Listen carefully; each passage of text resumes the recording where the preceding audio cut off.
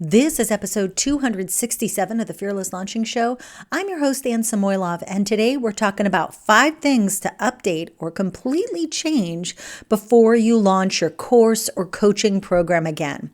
And if you're planning your next launch, if you're working through that plan and scheduling your webinars and doing all the things, it's a good idea to also take a look at whatever it is you're launching. So if that sounds interesting to you or something you need to maybe hear right now, then keep listening because that's what we're going to chat about today. Hi, I'm Ann Samoylov, and I've helped some of the biggest online entrepreneurs and business owners have successful 6- and 7-figure product launches by working in the trenches offline to produce movies, TV shows, video games. I've discovered so many different ways to launch creative ideas. And the question is, do you have to copy what your guru says in order to have a successful launch? Do you have to use their done-for-you system in order to have success, in order to achieve your goals in business? I say no. This is the Fearless Launching Show featuring myself and an ongoing cast of characters, friends who join me in discussing business, launching, life, and balancing it all and having an amazing time doing it. Let's get into today's episode.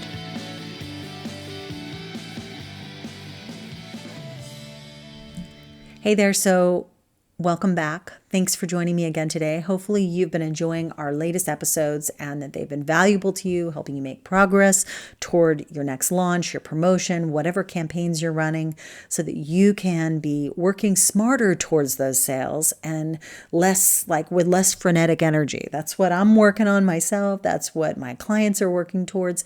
And even those incremental improvements help us launch better and just do better.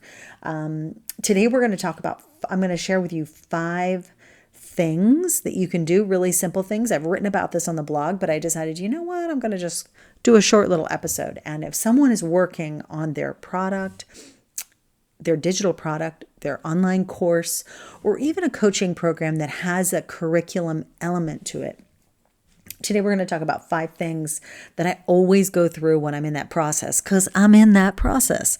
And right now I am preparing for the first live round of Fearless Launching in quite a while. And it's actually lit a fire under me to really just go through the program and see what needs to be changed.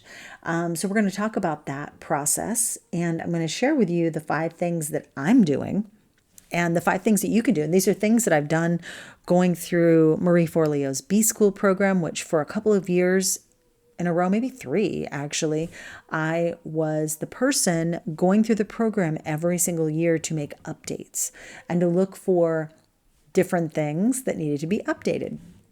So let me share with you what those things are, because I do this for myself. I do this for my clients. I've done this back in the day when I worked with Laura Roeder, who is the CEO, founder of Meet Edgar. If you don't know that social media scheduling program platform, make sure to go check it out. Laura's just amazing, super smart. And really, I learned this process of updating by working with her. And actually doing the work. So first of all, what you want to do is, I start off the process really by just going through the content as if I am a customer, a student. And I will simply just start writing things down as I go through each of the videos, each of the modules. And here are some of the things that I'm looking for. And these are the 5 things. Actually, there's 4 things that I'm always looking for or looking at or reviewing. First of all, I'm looking for outdated information.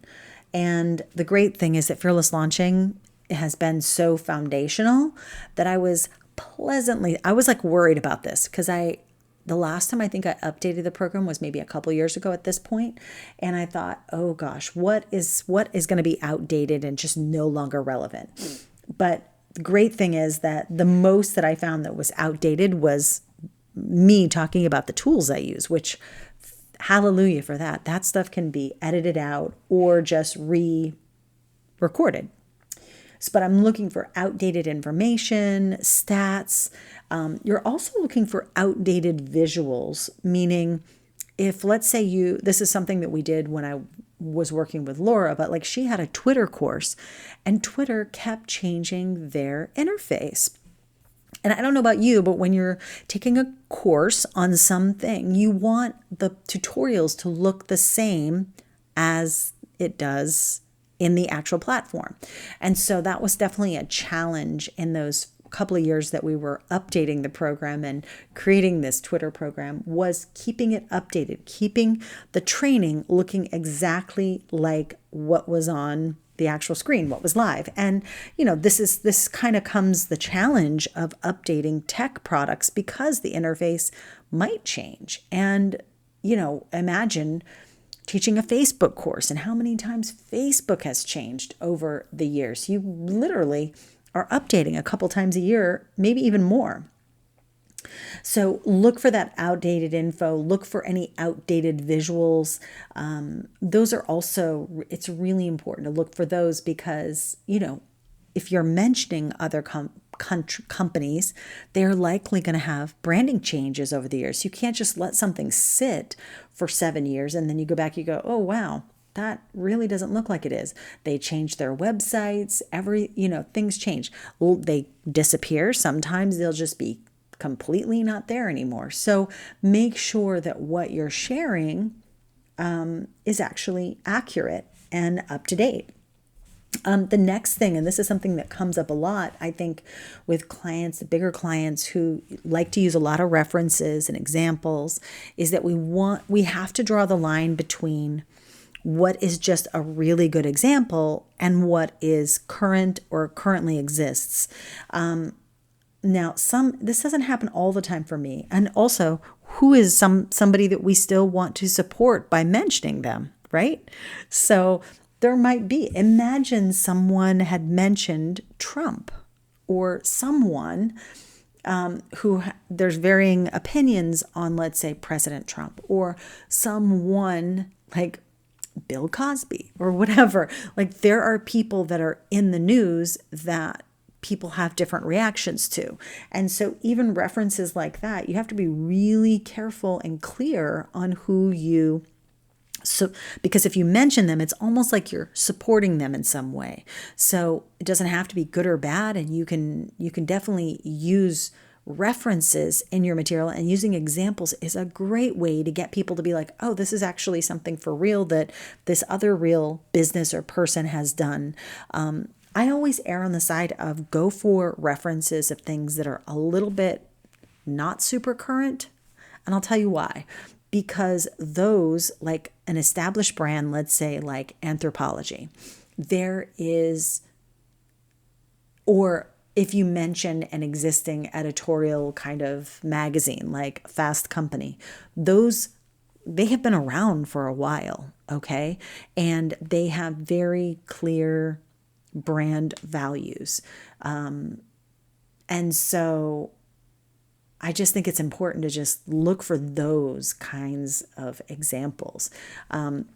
There's an example, Anthropologie, there's a magazine article that is inside B School.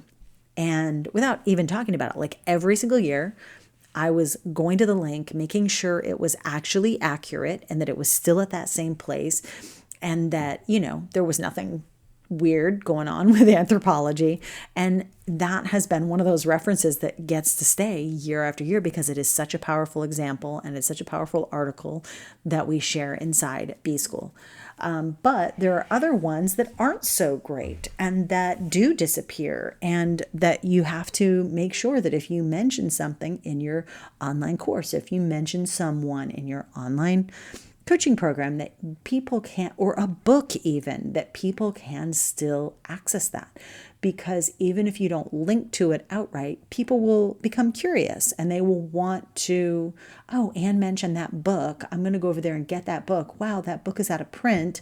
That kind of sucks. So you have to assume someone's going to take that extra step.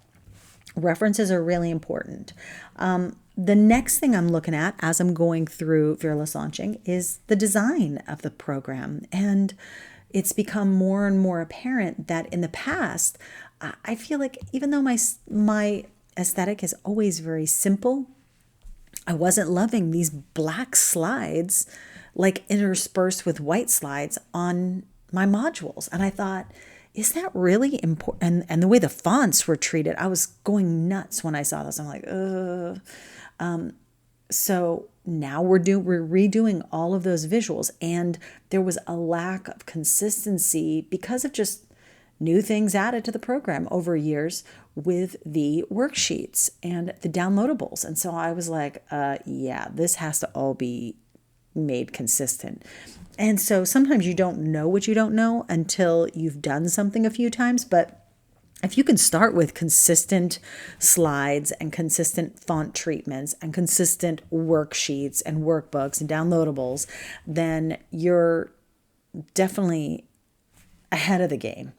And my personal choice is to now, we're updating the slides in a much more minimalist way that will not be so stylized, not be so, that'll be easy to stand the test of time and be a little bit more timeless in what those are, because I don't want to have to update those all the time. And so again, all of this is really to make the program as timeless as possible.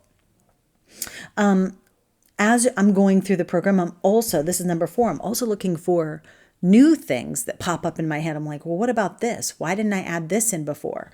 Or, oh, wait, that's missing. That says it's here, but it's actually not here. And looking for those things, like what are some new things? What are some missing pieces of the puzzle that maybe you taught and you're like, wow, why isn't this in here? Where is that? I swear that training was supposed to be in here.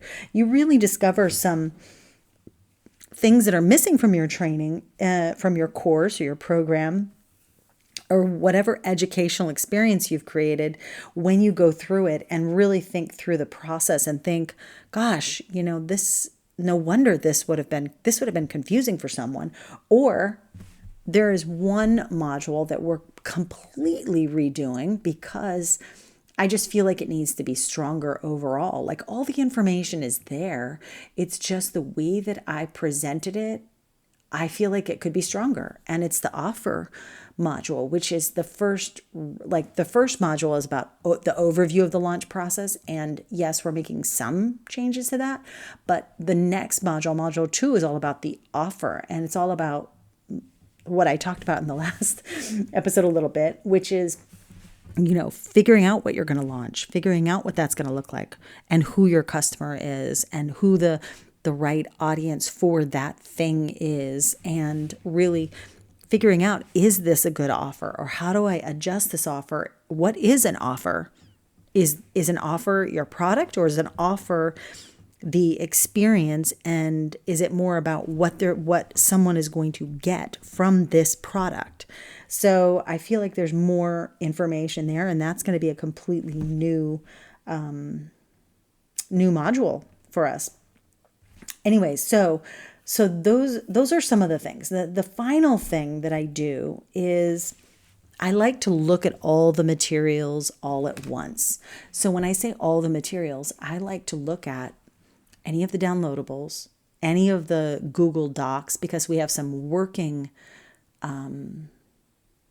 materials that I provide, and we have templates, and I just want to make sure that they all speak to the same thing. Because if you have a long-running course like I do, we started this in 2012, then there are going to be some things that just kind of stuck around but shouldn't have. So we look at those. And then the final thing that I do, I guess I said 5, but really it's 6, is I look at the bonuses. And sometimes bonuses can stay for years and years and years and years, as long as they are timeless. And the same goes for clients and students in the program who've done these updates and have done their programs in a way that keeps that material timeless. But sometimes, especially when you're talking about, again, tools, social media, because what you leave out of trainings is just as important as what you put in. So even though your social media kind of bonus, whatever that is, might actually be still applicable and relevant, If you're not talking about social media and like maybe you're talking about Twitter constantly, which Twitter's a thing still, obviously, but let's say you're talking about all these things, but for some reason you never mention Instagram stories, that says something about when it was created. And people do notice that. So that's an important one as well, is to look at those bonuses and also make sure that they speak to your ideal person who's going to come into the program. Is this something that's going to help them get over whatever block that they might have to launching? Is this just fluff? Is like unnecessary? So I'm all about taking things out that are unnecessary. Also, the one other part of this process, and I could talk about this forever, to be honest, but the other thing that I feel like I'm adding this time around that has never been there is a better onboarding process for new fearless launchers. So people, when they first come in, there's going to be a brand new experience. And if you're already in fearless launching, don't worry, you're going to have access to it all as well. But it's just a little bit more step by step in the very, very beginning. One of the things about fearless launching is that it's actually not step by step. It covers the foundational elements of every launch so that you can experiment with different types of launches, so that you can do your beta launch, which there's a bonus that does tell you how to do that. And then you might decide you want to do a challenge launch, or you might want to do a webinar, or you might want to have an affiliate or JV or partner style launch. Those are the things that are going to be step by step. But these foundational elements, they build on one another. And if you can get them together, then they will, if you can really handle them, then it makes experimenting with any strategy worthwhile. All right, so let me just wrap up by saying this is just my process that I take. And if you have any questions about what we're doing to Fearless Launching moving forward, then I definitely want you to reach out to me, leave a comment on the show notes over at ansamoilov.com. And then also one other thing, if you are interested in watching our current on-demand masterclass, well, head over to ansamoilov.com/masterclass. We are going to be doing a live one very soon, a brand new live masterclass. So stay tuned for that. Also, you can join our Launch Lounge, which is my free Facebook group in there, because that's where you're going to hear about it first, likely. And that's it. So I hope you enjoyed this episode. I'd love to hear from you, what you're creating. Are you updating a course? Do you have questions about that? All right, I'll talk to you soon. Take care. Bye-bye.